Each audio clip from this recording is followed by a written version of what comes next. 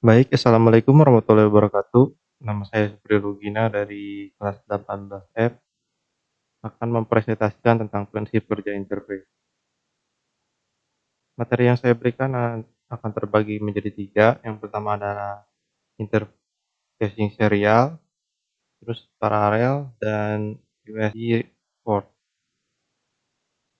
Serial port atau terminal seri adalah port yang menggunakan teknik interfacing secara seri. Dalam teknik ini, masing-masing bit data dikirim secara berurutan atau serial, sehingga dalam suatu detak satuan waktu hanya satu bit data yang dikirim. Lalu data berikutnya sampai semua data yang akan dikirim sudah terkirim. Ada dua jenis komunikasi data melalui port serial, yaitu ada sinkron dan asinkron. Komunikasi sinkron adalah komunikasi data di mana clock dikirim bersamaan dengan data.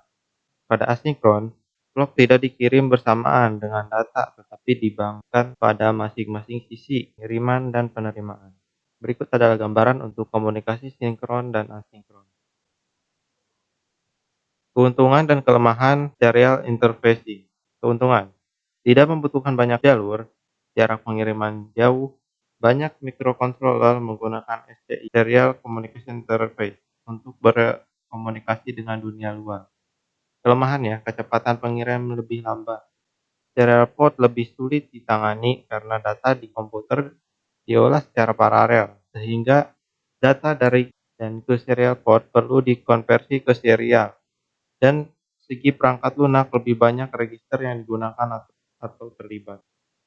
Selanjutnya, setiap karakter akan dikirim dengan diawali start bit dan diakhiri dengan stop bit, sehingga dalam pengiriman suatu karakter dibutuhkan 10 bit data. Pengiriman dilakukan dari bit yang paling rendah, low signification bit, sampai ke bit yang paling tinggi atau most significant. Di bawah ini adalah ilustrasi dari serial transfer.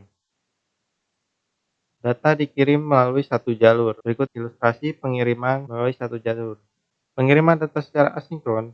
Pada komunikasi data serial dikirim dalam bentuk kode biner. Untuk nilai logika 1 adalah tegangan -3 sampai dengan -25 volt, dan untuk logika 0 sebagai tegangan +3 sampai dengan +25 volt. Dengan demikian, tegangan dalam komunikasi serial memiliki ayunan tegangan maksimum 50 volt.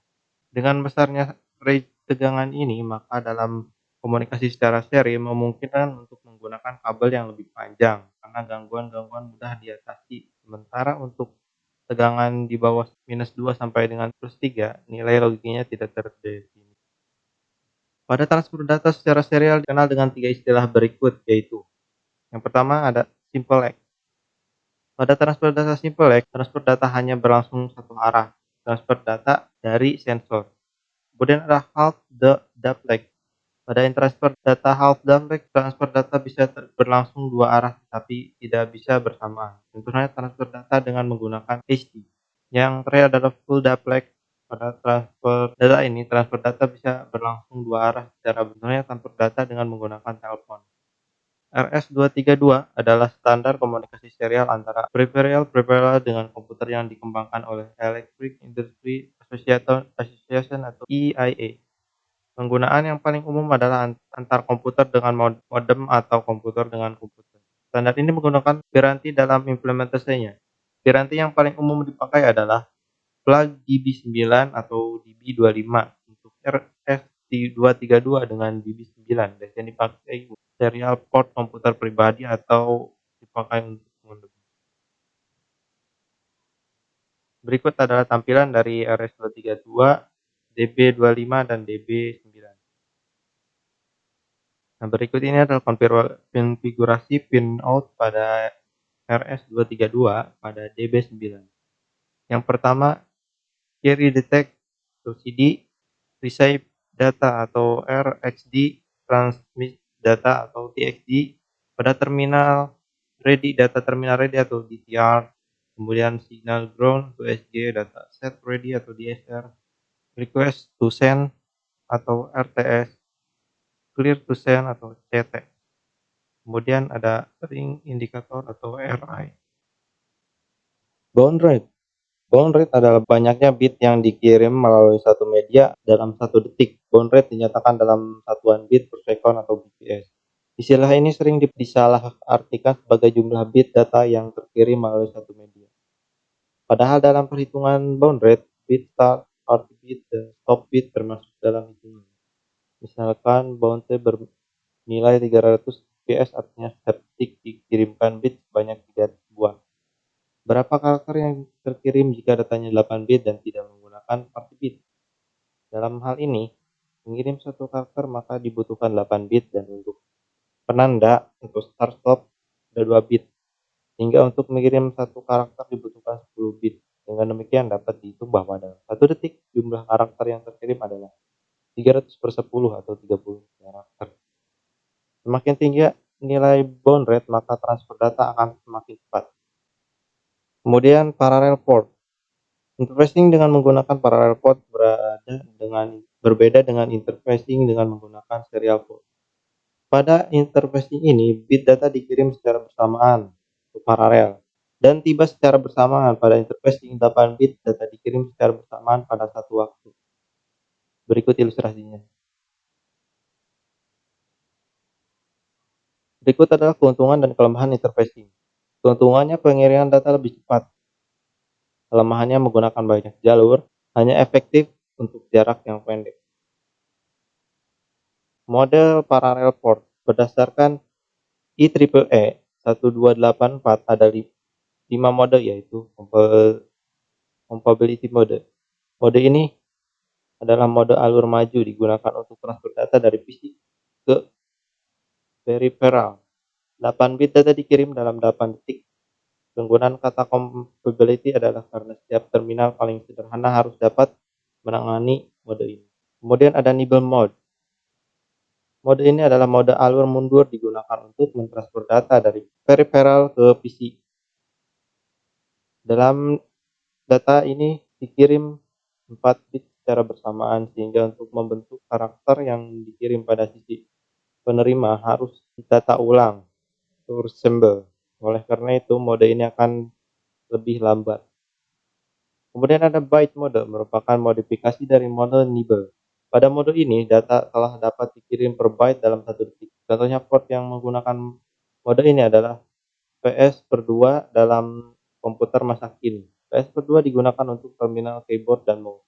Kemudian ada Enhanced Parallel Port atau EPP. Model EPP bekerja dalam 2 mode, baik alur maju maupun mundur. Mode ini dapat mentransfer 1 byte data dalam satu waktu pada setiap jalur. Keuntungan utama dari model EPP dibandingkan dengan compatibility nibble dan byte adalah pada kecepatannya. Mode ini dapat menulis dan membaca melalui satu bus ISA mode. Sudah. Mode on juga dapat dengan sangat cepat mengubah arah data. Hal ini membuat mode ini adalah pilihan yang sangat baik untuk peripheral penyimpanan data. Mode EPP juga telah mencakup penggunaan mode. Kemudian ada Extended Capability Port atau ECP mode adalah lebih lanjut dari model EPP. ECP menggunakan 2 jalur. Perbedaannya adalah adanya buffering data dan adanya DMA yang mendukung pembacaan dan penulisan data secara langsung ke memori, sehingga tidak menjadi beban dalam sistem CPU. Juga sistem pengoperasian data, sehingga akan menyebabkan data lebih efisien. Kemudian USB port. Penggunaan serial dalam parallel port sehingga terbatas dalam hal transfer data. Sementara perkembangan teknologi membutuhkan transfer data yang lebih cepat. Universal Serial Bus USB adalah solusi untuk masalah ini. Dengan menggunakan USB, transfer data langsung jauh lebih cepat dibandingkan dengan penggunaan port tipe lainnya. Berikut ini adalah perbandingan performa antara USB dan beberapa jenis port. Keuntungan dan kelemahan USB transfer.